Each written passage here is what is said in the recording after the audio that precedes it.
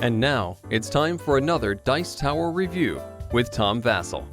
Hey folks, I'm Tom Vasel, and today we're taking a look at 1942 USS Yorktown.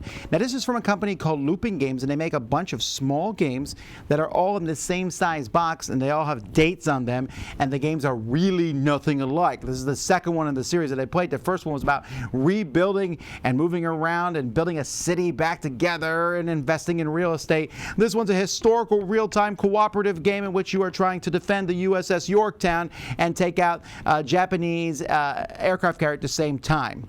Here's how it plays.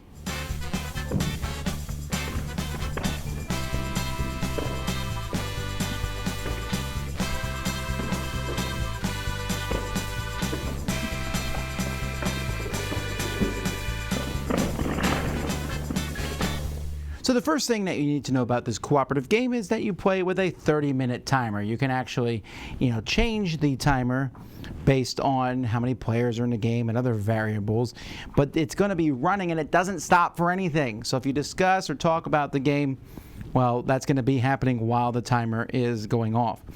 Each player is going to have an airplane. You see you put these cards together here to keep track of the different things that you have on your airplane. So if you load up with different bombs or torpedoes, you're going to fly your plane around the board. You're trying to get over here and bomb the Japanese aircraft carrier while trying to stop the enemy planes from bombing your aircraft carrier. This is going to be done by taking different actions and rolling dice. The first thing that's done on the player's turn is they're going to be drawing, or all the players' turns, you'll be drawing the top card here. And there's going to be various cards that show up here. And one of the things that you're going to be doing is these cards are going to be causing more airplanes to show up in various places where players are going to have to go and stop these airplanes. But if there's ever a connection of airplanes from an orange to a red, so if there's a connection of planes, then the airplanes are going to try to bomb the Yorktown itself. Rolling dice, trying to get a pair. If you get a pair of, ooh, that's pretty good, you'll shoot them out of the sky. But if they roll a pair of dice, then you're going to take a hit. And if you roll enough dice, you could even take two pairs of hits. And if this gets all the way to the one side, then the Yorktown's sunk and everyone loses. After you turn over the Japanese card, players are going to take turns picking different actions that they want to do. You're going to take these actions, and many times you're going to be rolling dice. In this game, you can re-roll dice as much as you want, but if you roll ones, that's bad, and rolling multiple ones will cost you fuel. And if you run out of fuel, you're going to have to fly back to your carrier and get more fuel. One of the things players do is they're searching for the enemy carrier, and you're going to want to move this token up the track, because as you move it up the track, it's easier to find the carrier and attack it. So you'll be rolling a certain number of dice based on how far you are on this track, and you're trying to get a certain number of successes here, which are going to move you up on the track. And so players are going to be rolling this dice, trying to get dice that are the same. So if I roll 3 things that are the same, I'll move it up 1. If I roll 4 that are the same, I can move it up 2. You can spend gas to basically roll an extra die. And as you move up into these spots up here, if there are defending airplanes here, you can take those off. Eventually, you're going to want to go back to the carrier and get a bomb so you can come and try to drop it on the enemy aircraft carrier. Players will also be able to attack the different airplanes. Each airplane is going to require a different number of hits to take out, and if you take those airplanes out, you'll also get some points down here, which will make things better for you. So for example, you can see the green airplane here, you're going to need 3 of a kind, and again, you can spend fuel to roll extra dice, and if there's multiple planes doing the same action, you'll be able to roll dice for that too. Players are also going to want to land on and off the aircraft. When they do so, they'll be able to load up if they want to with bombs or torpedoes to go out and attack things, but you're going to have to come back eventually, or you're going to run out of fuel. So it's possible if you run out of fuel, your whole airplane can become damaged, and if it gets damaged again, you could become eliminated. But that's easily rectified if you just, when you're running low on fuel, you go back to the plane. It's just that that's going to take more time. So that's kind of the whole game itself in a nutshell. There's some mini expansions included in the game that give you special abilities and other things. Players are keeping track of their fuel, keeping track of their skill. The skill can go down, trying to do these 4 different actions that you can take on your turn, where you'll be moving around, fighting enemy airplanes, going over here, searching for the carrier, eventually attacking the carrier, and trying to win while stopping the opponent from doing the same thing, the Japanese. If you're sharp-eyed, you might notice that some of these planes have broken tails. No, that's not from the component drop. These were broken when I got them in the box. And these are very lightweight wood pieces, so it feels like the other ones could easily snap off.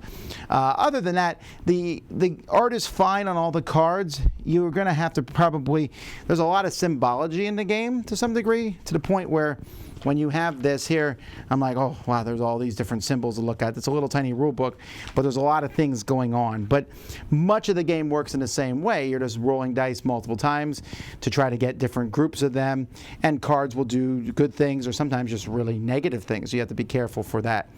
The dice are fine quality. The game is probably a little smaller than I would like. I mean, it has to be to fit into this size box.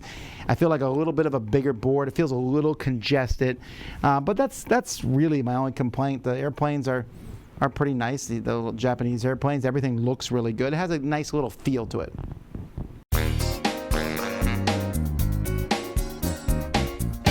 Now, the history that this is based on is really interesting. This is from 1942, the Coral Sea Battle, which was the first battle in naval history where the opposing ships never saw each other. And it's so fascinating. A few changes that were made by the people in charge of the battle could have swung the whole battle around. Just a fascinating battle.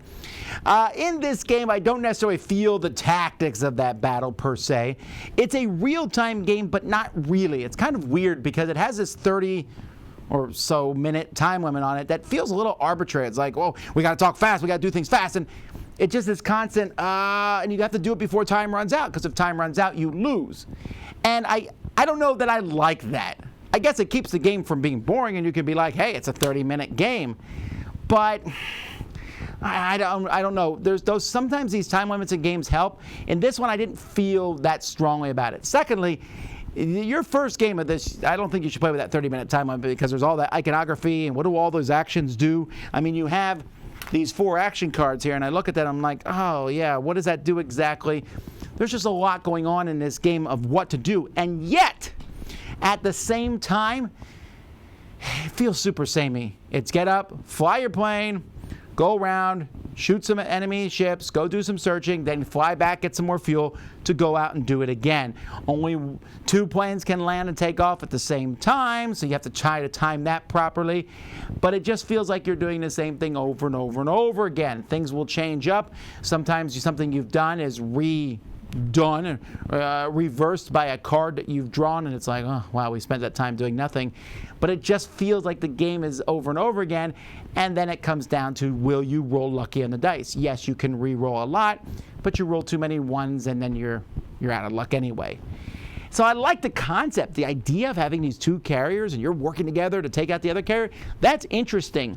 And thematically, the game does work, right? I look at it and everything makes sense from a thematic standpoint. You need this. But I just was not that excited by the game. The theme works. The game was okay. I didn't dislike it. I didn't like the 30-minute timer. But I just felt like, again, it wasn't like we were doing unique things. It was get, fuel up, go, fight, come back, fuel up. Should I take the bomb or not? I don't know. It's harder to carry. No, I'm going to go fight planes this time. I'll come back. Okay, now I'm going to go do some searching. I'll come back. Now I'm going to go fight planes. I'll come back. Now I'm going to go do some searching. Now I'm going to go shoot. I'm going to push my fuel a little bit this time to see if I can stay out a little bit longer. It's fine. I just found that the game is forgettable, although I think the theme is very strong. So, well, you know, not everything's a winner, and I think some people might like this more than others, but there's a lot of cooperative games out there. This one is not standing out for me as much, although I like the idea of it more than it is. Again, it's kind of just I don't know, maybe the rolling the dice mechanism doesn't really do it for me either. But I do like the idea of this line of games, and I'll certainly be playing more of them. That's 1942 USS Yorktown. Dice Tower Judgment? A little samey, but interesting.